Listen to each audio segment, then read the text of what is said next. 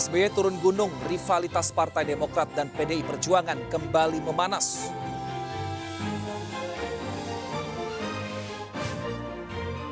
Usai ditetapkan tersangka korupsi oleh KPK, rumah pribadi Gubernur Papua Lukas NMB dijaga ketat ratusan pendukungnya. Sejumlah tokoh dan pejabat hadir dalam prosesi pemakaman Ketua Dewan Pers Azumardi Azra.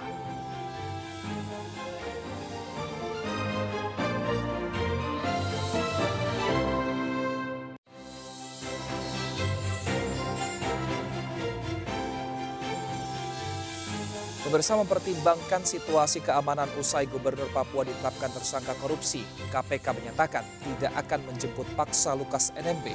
Selengkapnya bersama saya Wilson Purba, Anda menyaksikan MNC News Now.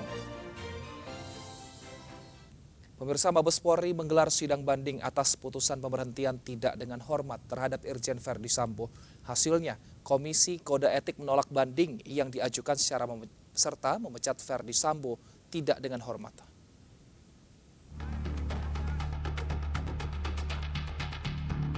Hari ini sidang Komisi Kode Etik atas banding yang diajukan Verdi Sambo digelar di Gedung TNCC Mabes Polri.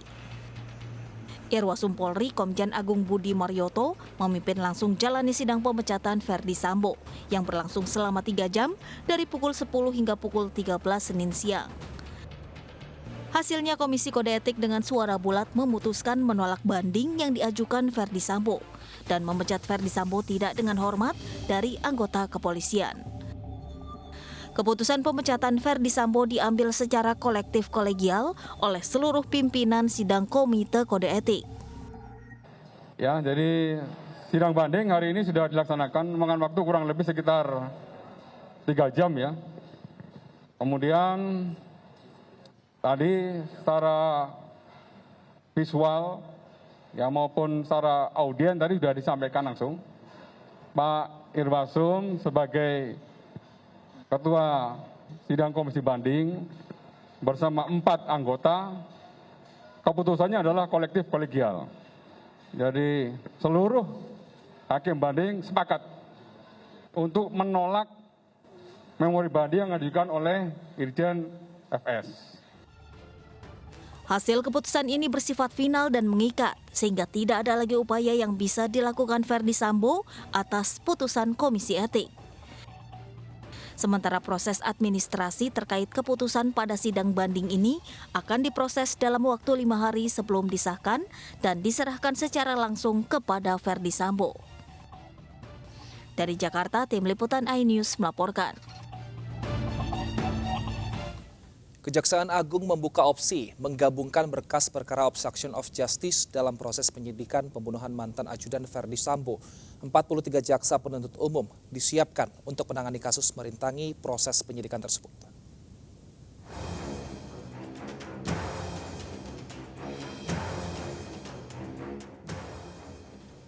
Tim khusus Polri telah mengembalikan berkas perkara pembunuhan berencana Brigadir Nofriansah Yosua Huta Barat atau Brigadir J dengan tersangka Verdi Sambo CS ke Jaksa Agung Muda Pidana Umum Kejaksaan Agung.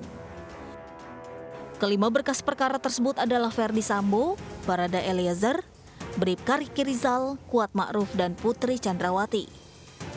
Selain berkas perkara pembunuhan Brigadir Joshua, Kejaksaan Agung juga telah menerima berkas perkara 7 tersangka obstruction of justice dalam proses penyidikan pembunuhan ajudan Verdi Sambo. Kejaksaan Agung sendiri membuka opsi penggabungan 2 berkas yang menyeret Verdi Sambo menjadi 1 surat dakwaan yang dinilai akan memudahkan berkas perkara masuk ke proses pengadilan. Yang kita terima berkasnya sudah split sync. Ya, 338, 340 jadi 1 berkas perkara, obstruction of justice 1 perkara. Ya kan? Nanti untuk penggabungan perkara sebagaimana pasal 141 KUHP itu adalah domain daripada penuntut umum. Ya, Mbak ya? Jadi domain dari penuntut umum itu masih dimungkinkan untuk dilakukan penggabungan. Kapus Penkum Kejaksaan Agung menambahkan, meski 2 perkara yang menyeret Verdi Sambo merupakan satu rangkaian peristiwa, namun keputusan untuk menggabungkan surat dakwaan menjadi kewenangan jaksa penuntut umum. Diketahui Kejaksaan Agung telah menyiapkan 30 jaksa penuntut umum untuk menangani kasus pembunuhan berencana Brigadir Joshua yang menyeret Ferdi Sambo. Sementara 43 jaksa penuntut umum juga disiapkan untuk menangani kasus obstruction of justice yang merintangi proses penyidikan kasus pembunuhan itu.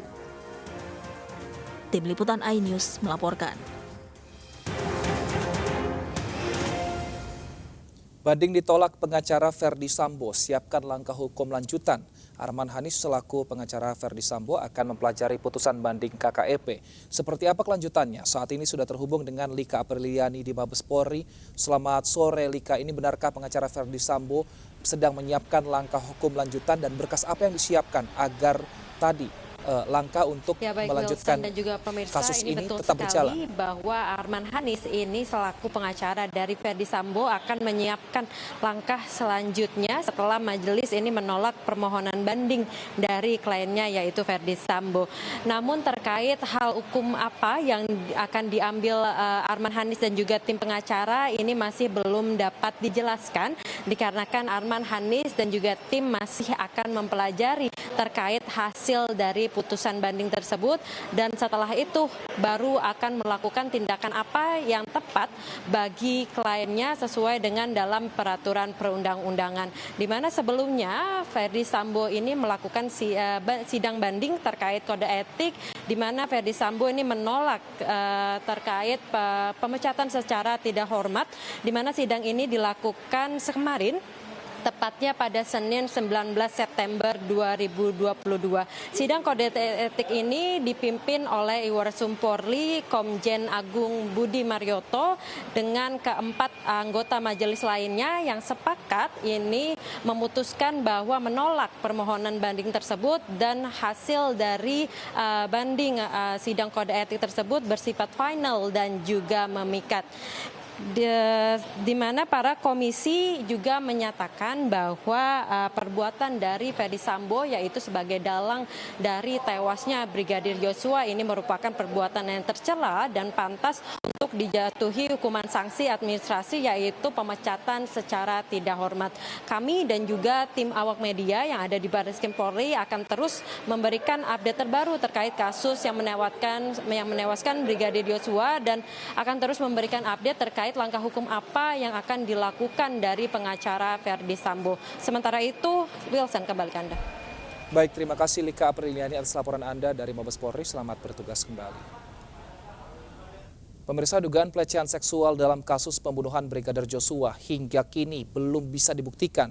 Jika tidak terbukti, maka keterangan Putri Chandrawati bisa digugat balik menggunakan pasal-pasal di Undang-Undang Hukum Pidana.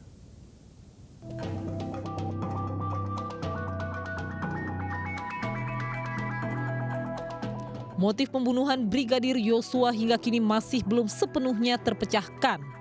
Meski para tersangka telah ditetapkan, termasuk pelaku utama yakni Ferdi Sambo dan Putri Chandrawati, nyatanya kasus ini masih menyimpan sejumlah teka-teki.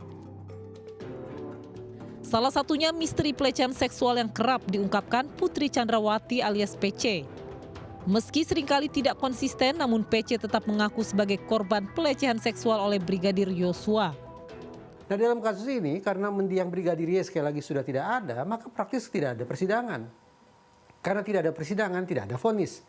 Karena tidak ada vonis, maka mustahil pula bagi PC untuk mendapatkan restitusi dan kompensasi sebagai orang yang mengklaim dirinya adalah korban kekerasan seksual. Putri Chandrawati sendiri kerap mengubah cerita dan lokasi kejadian terkait isu pelecehan seksual. Hal inilah yang memicu keraguan sejumlah pihak. Diduga isu pelecehan seksual memang sengaja dimunculkan sebagai upaya agar Ferdi Sambo dan Putri Chandrawati lolos dari ancaman hukuman maksimal yakni hukuman mati. Menurut Ketua Presidium Indonesia Police Watch atau IPW, Sugeng Imam Santoso mengungkapkan skenario terkait pelecehan seksual PC yang melibatkan mendiang Brigadir Joshua telah dipersiapkan sejak lama.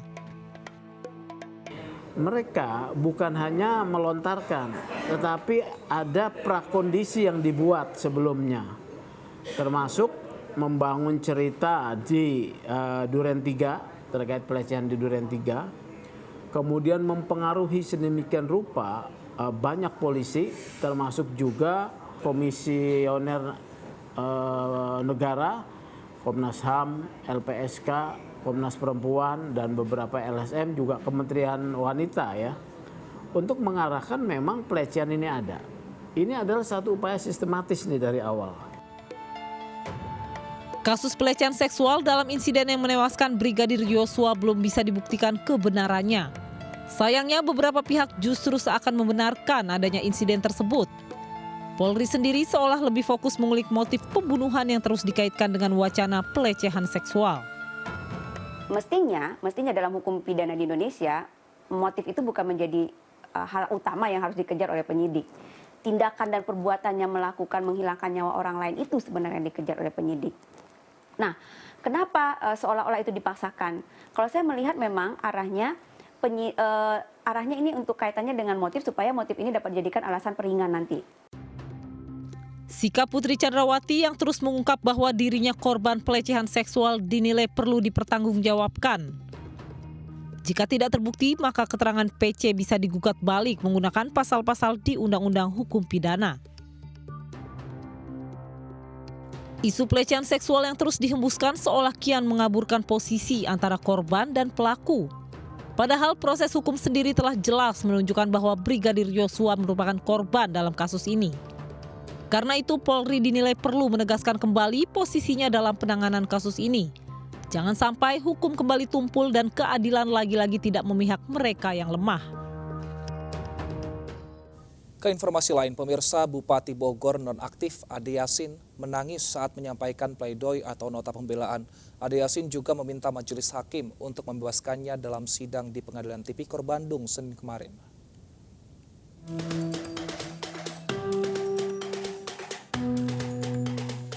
Bupati Bogor nonaktif Ade Yasin menangis saat menyampaikan pledoi atau nota pembelaan. Kuasa hukum yang mendampingi saat sidang online pun mencoba menenangi. Dalam pledoi sebanyak 500 halaman, Ade Yasin menyatakan tidak bersalah dan memohon kepada majelis hakim untuk membebaskannya. Pengadilan Tipikor Bandung menggelar sidang dengan terdakwa Ade Yasin dalam kasus suap BPK Senin kemarin. Terdakwa mengikuti sidang secara online dari Rutan Perempuan Kelas 2A Bandung. Kami kalau sampai Bu Ade Yasin dinyatakan bersalah, maka buat kami sebagai pengacara pun saya sangat kecewa gitu loh. Berarti sudah tidak ada lagi keadilan, ya. Dengan susah payah kita maksudnya membuktikan dengan saksi-saksi, teman-teman media juga menyaksikan di semua persidangan 41 saksi itu tidak ada satu saksi pun yang bisa membuktikan dakwaan daripada JPU tersebut. Sementara itu, Jaksa Penuntut Umum KPK tidak mengajukan replik atas pledoi Ade Yasin. Sidang akan dilanjutkan Jumat mendatang dengan agenda putusan. Dari Bandung, Jawa Barat, Diki Wismara melaporkan. Guna mengungkap kasus pembunuhan dan pembakaran Paulus Iwan Budi Prasetyo, ASN Bapenda Kota Semarang Polrestabes Semarang melakukan analisa tempat kejadian serta alur korban berangkat kerja hingga saat dilaporkan hilang. Kasus pembunuhan dan pembakaran pegawai Bapenda Kota Semarang, saksi kasus korupsi alih lahan tahun 2010 mulai menemui titik terang. Kapolrestabes Semarang Senin siang melakukan analisa kasus dengan memeriksa kamera pengawas dari saat korban berangkat hingga menuju ke lokasi penemuan jasad terbakar di Marina Semarang. Dalam analisa tersebut, korban tertangkap kamera pengawas di Jalan Ngesrep, Jalan Jatingaleh, Jalan Madukoro, hingga terakhir di jalan masuk kawasan Pantai Marina.